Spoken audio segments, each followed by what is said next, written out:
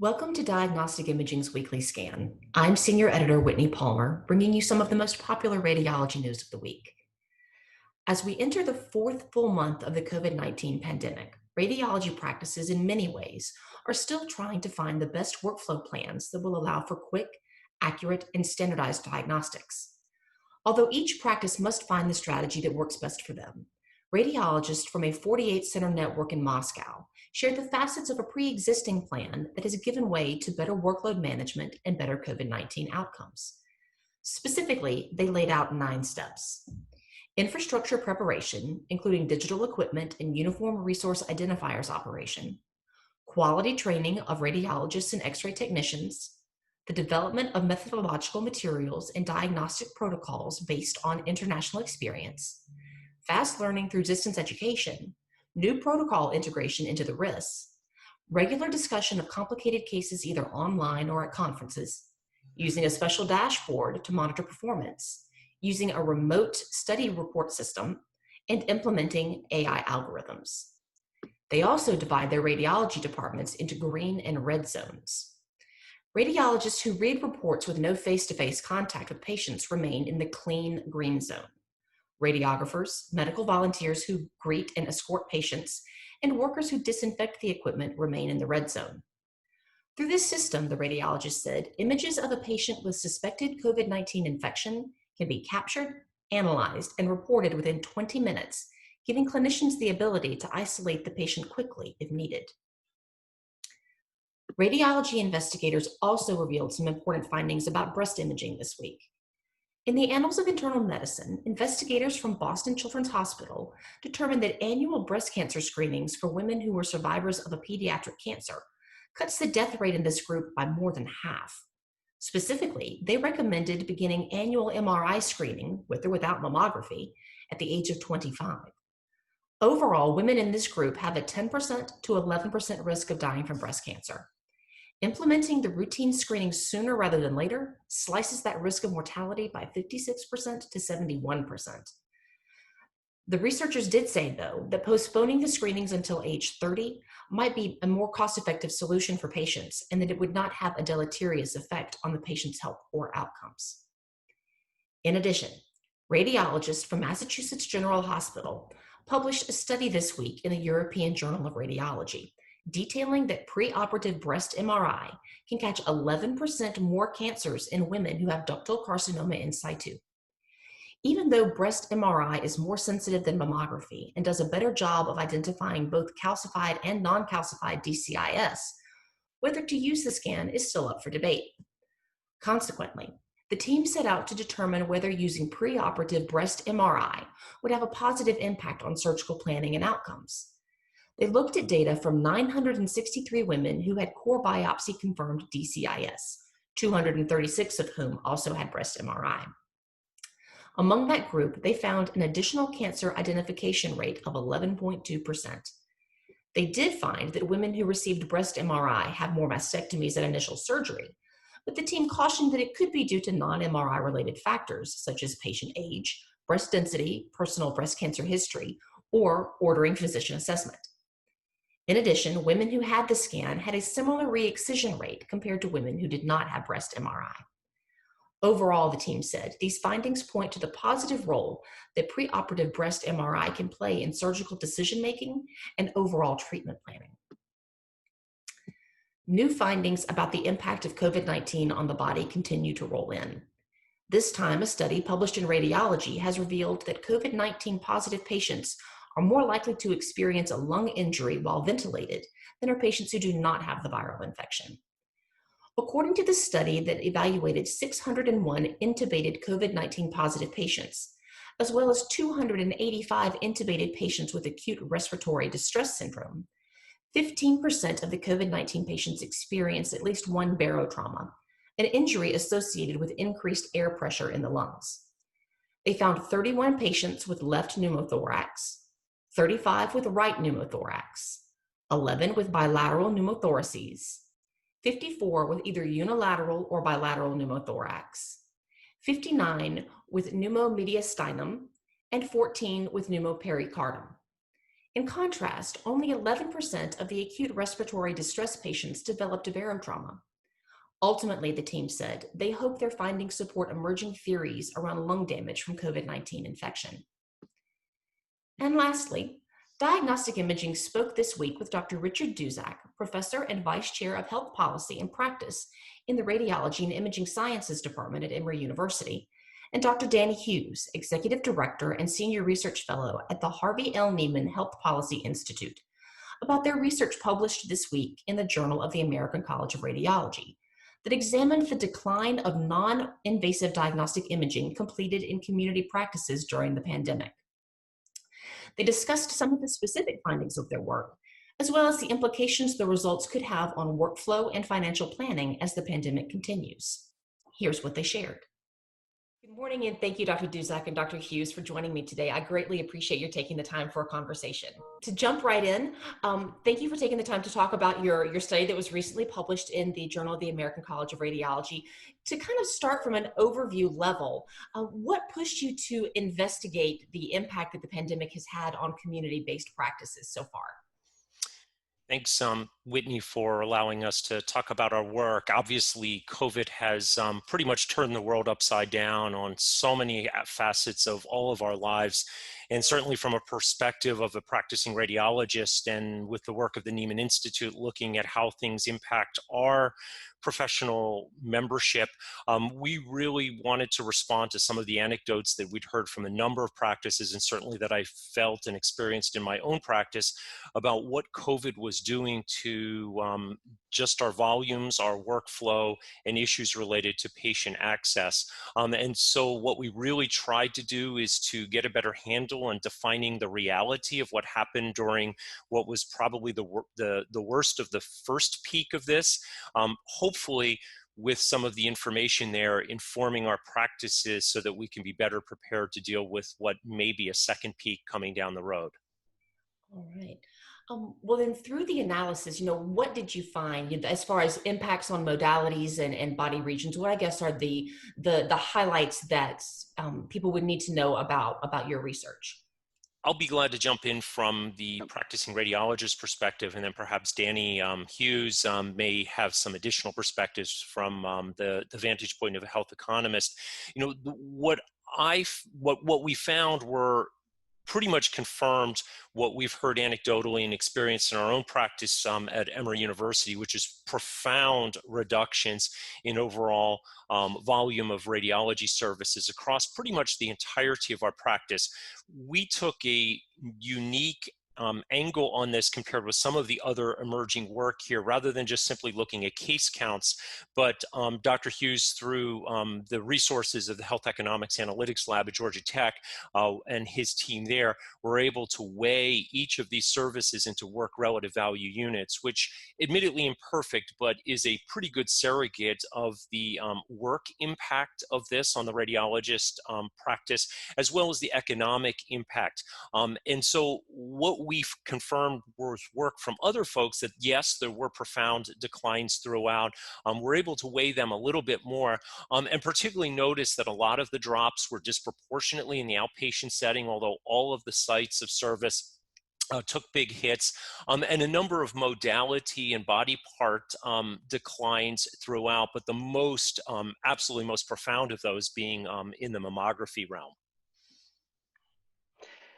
Exactly. And other key components of this, again, looking at other studies that have come out, the vast majority of other studies looking at the impacts of COVID have been academic institutions looking within their own data.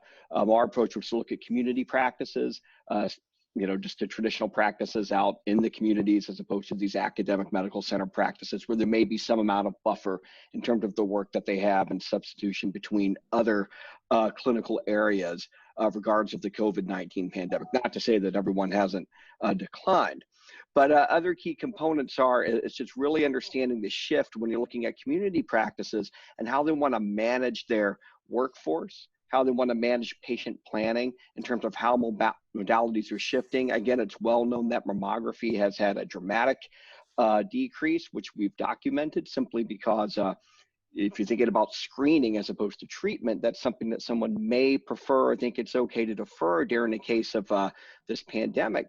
But we also find market decreases between different places of service. So there's been a large shift towards inpatient, away from outpatient, somewhat of a shift away from CTs as a whole, which is broad-based in addition to very specific clinical areas.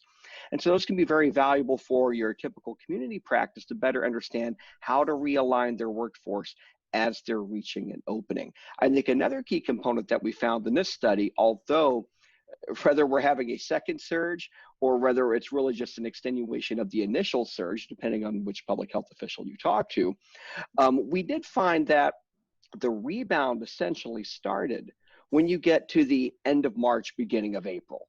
And so at that point, by the time we'd conducted this study, you're already about a month into the rebound where imaging is starting to go back up. And that has been corroborated with a couple of these academic center studies as well that have been published in the literature.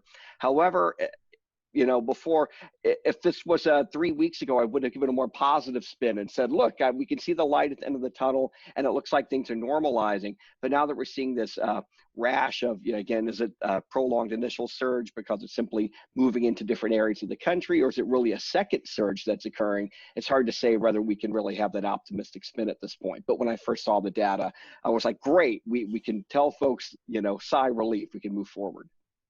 Right. So given that situation has kind of changed over the last 3 weeks and we don't know what's going to happen 2 weeks from now, given that we've just had a holiday, what are, based on what you have seen and are continuing to see, what's the potential downstream effect of this impact on community base? You've touched on it a little bit, but, if we can do a little bit of a deeper dive into what could potentially be coming. Maybe I can, again, maybe Danny and I can tag team just from our complementary perspectives. I think a couple pieces here, and there are a number of works that have been published in the Journal of the American College of Radiology in addition to ours that have looked at this from various different angles. We specifically focus, because some of the earliest data was in the academic practice, as Danny mentioned, we specifically focused on the community side of things because that is the largest segment of imaging across the country, although those data were much harder for us, and be glad to talk about sort of the cooperation we had from a lot of practice partners in getting that. But what we did find in particular, compared with the work that came out of David Larson's group just very, very recently out of Stanford, some of our reductions were actually surprisingly similar to what they reported at a high quality academic institution. And so I think that suggests, number one, that what we have reported here is much more broadly generalizable across radiology overall. So I think that's one piece, that there may be some messages for other practices. Obviously we can't predict what's going to happen here with regard to COVID. Neither of us has a crystal ball, nor is either of us a public health expert. But that being said, I think if you look at our data and saying, the magnitude of our changes may not be predictive of the future, but the relative distribution of these could be helpful. I think this could dramatically inform radiologist workflow planning, meaning, we get into another shutdown situation. That's a scenario where if I were in a private practice, I'd start looking at redeploying, if I had mammographers that can work as a multi-specialist, start redeploying them to help with the inpatient load and the emergency department load as well. And so for me, the predictive value when I look at this as a practice leader here isn't as much, gee, this is the crystal ball, we're going to hit 92% in mammo. It's, if it hits us again, we're going to see mammo impacted the most, with body CT a little bit further down the road and chest x-rays still remaining. And I'll just echo that. I think that's really the dominant takeaway from this analysis, is understanding how it affected the workflow. And again, when you weight by work RVUs, you're looking at the real time and effort involved in this, as opposed to just number of service count. So you can better adjust your staffing, whether it's changing. Unfortunately, we know that practices have had to adapt and change the amount of effort that individual physicians and individual nurses and techs have to take, who's on a limited schedule, who's laid off, those sorts of workforce planning, and take that into consideration when you're thinking about how do you best optimize the practice to ensure that you can make it financially through this difficult period and hopefully come out on the other side and get everything re-ramped back up. And then, if I may, just adding sort of a broader perspective, because our group is practicing under the umbrella of the Health Policy Institute, and we've really tried to be as excuse me, as practice relevant as possible, sort of thinking about the workflow side of things. But from a point of view of the policy implications, I think there are also some really important potential messages here. When you look at the calculation and the methodology by which Medicare values services, they take into account something called a equipment utilization assumption, and a lot of that is that rooms are running at 90% capacity. You're highly efficient in a radiology practice, but the reality that we now know, as many of our practices are coming back, is that we're doing the physical and social distancing.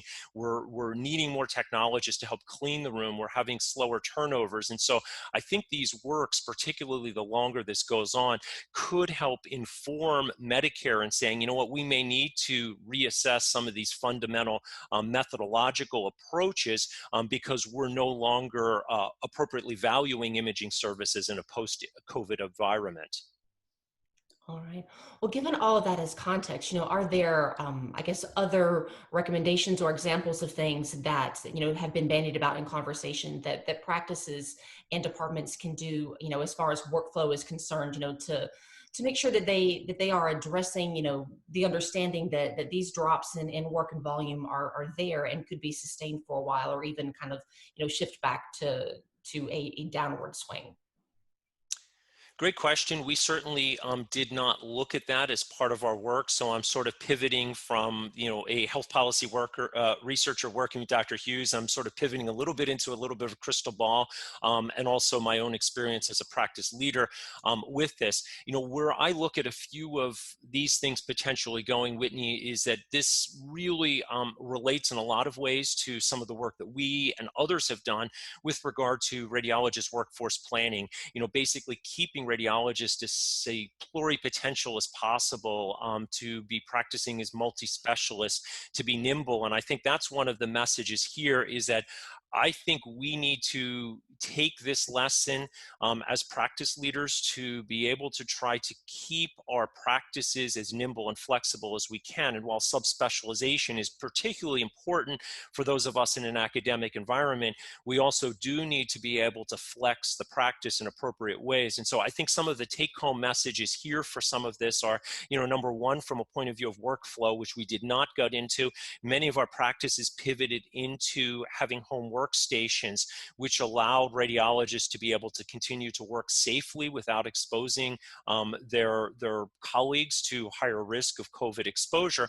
But what we've also learned, certainly within our own practice and anecdotally through other practices as well as part of that, is that we've actually given people flexibility with regard to when they can work. And so they can sign on and off. And I think particularly as we're all thinking about wellness and, making sure that particularly women radiologists who disproportionately, for right or wrong, carry a lot of the family responsibilities, have a lot more flexibility within their workflow. I think we've learned that. And I think the final piece here, and I can pivot to Danny because he'll certainly have perspectives as a health economist and economist more broadly, is as well, we've done some work looking, for example, at radiologists later in their careers and are they still working? And I think this is potentially a message here for, say, some of those radiologists who may say, you know what, I wouldn't mind being a little more part-time, enjoying my grandkids or whatever, that these may be opportunities that a one-size-fits-all 100% FTE partnership may not be the best fit to allow radiologist workforce to flex as much as they need to.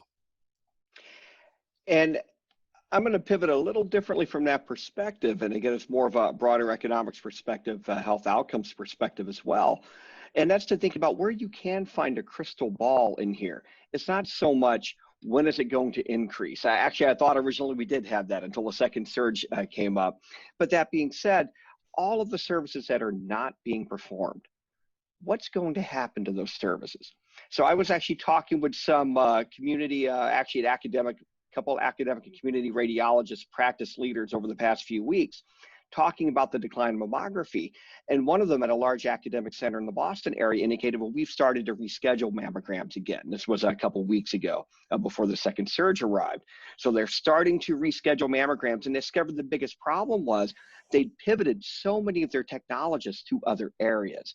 Because one way they were able to adapt to COVID was not so much branching the radiologist into more generalist roles, although that certainly happened, but finding the nurses and the techs and reallocating them to different teams within the hospital. So now they have a critical shortage of folks to actually manage these mammography patients, and are having difficulty managing the work stream because they changed their waiting rooms to allow for social distancing and other operational concerns like that, that now it's not really effectively set up. So they're actually having to reschedule mammography visits that they'd already scheduled, not because of COVID, but because they simply can't find the staff and the space to manage that workflow. So to the degree that you can find these dramatic shortages, without a doubt, some of this care will simply be deferred or not occur. But the care that will resume again, there's going to be a surge in this. And for example, it's becoming, there's a lot of anecdotal evidence, a little bit of documentation that there's been a significant decrease in stroke patients presenting themselves to EDs. Well, the number of people having strokes did not decrease because of COVID. So this is going to lead ultimately to serious changes in outcomes down the road. And we see that within this paper, the marked decrease in cardiac imaging, but these patients are still having cardiac events. And so planning for what happens in a post-COVID, or even if we're in an extended COVID state, but reach a point where these patients simply have to seek care. Being able to ramp up, where we see this, this negative crystal ball is really a crystal ball for the future, where you're going to have a surge in very specific areas, and thinking about how to redirect your practices and your workflow so you can manage these patients are going to be critical, I think, now, before this surge actually arrives, and you're trying to think about how to transition back with a large surplus of patients. Are there recommendations on how practices can kind of repivot and refocus? I mean, is that something that people are talking about now, or is it something that could potentially, develop as we move on through this outbreak and this? I think we're catching the very beginning of this. So the folks I've talked to basically thought, okay, let's open up the floodgates, and hadn't realized the significant changes they've made in their workflows over the past few months, and the difficulty it would take to pivot people back. In terms of remaining flexible and trying to at least keep that in mind. Again, at this point, we haven't looked specifically because this was it's a new problem you have once imaging volumes start to come back. I think the scary part is we were looking towards interacting with practices and starting to develop research that could examine that, but now we're looking at the second surge again. And so most of those plans are on hold, as folks don't want to re-engage prematurely and then have to go back and redesign their practices for the COVID state.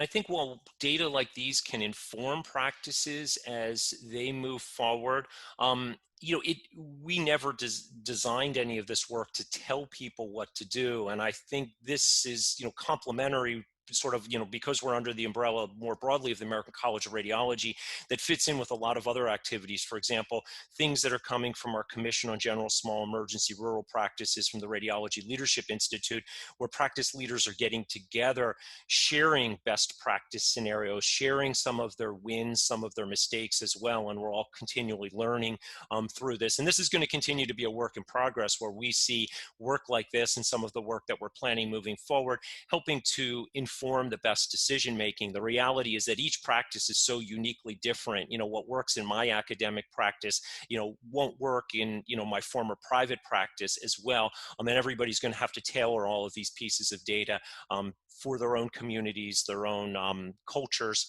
and their own institutions. All right.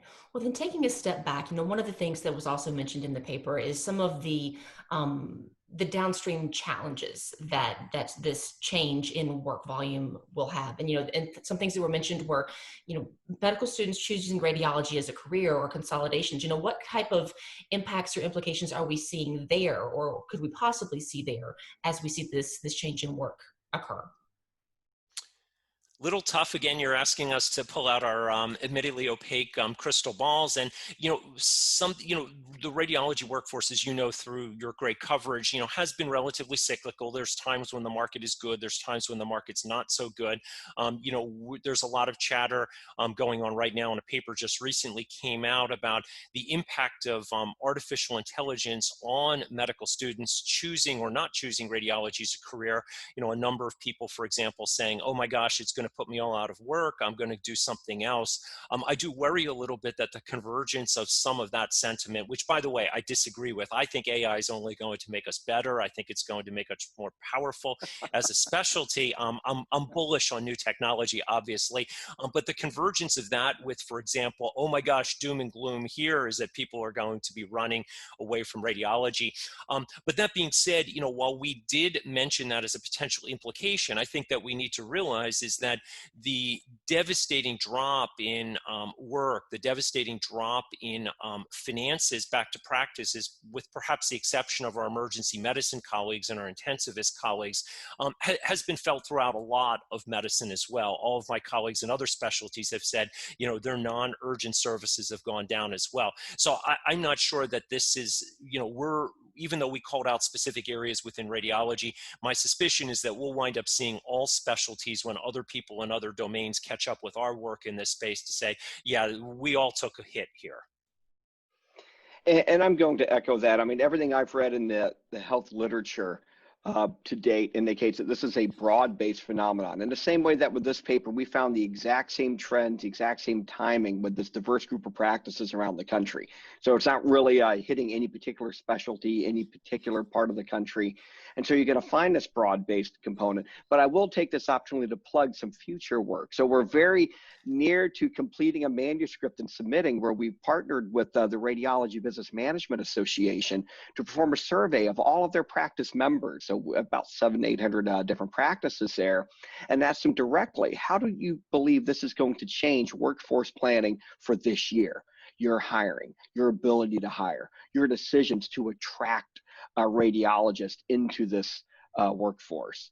And I'm very excited to hopefully we'll have that out, and we're close to submitting that the next week or two. So we'll have that out published in the next, hopefully, if they're going to fast track things as they've been doing, in the next 4 to 6 weeks. And so I think we'll have some answers on that. But until that's actually through peer reviewed and print and any adjustments made, I'm not going to tease the results, other than we are definitely looking at that area to provide value to radiology practices. All right, something to look for in the next month or so, then. That's fantastic. Well, I appreciate this. As far as this work is concerned, are there any major takeaway messages or points that we should be sure to drive home for folks? From a practicing radiologist perspective, and Danny, again, we'll have, we have complementary perspectives on the world, which is why I think our team's, it's been a lot of fun, and we've been able to do some really good stuff. I think some of the take-home messages here is that the world is changing. It's sort of Darwinian. The people that are going to survive are going to be the ones that are going to be willing and able to adapt.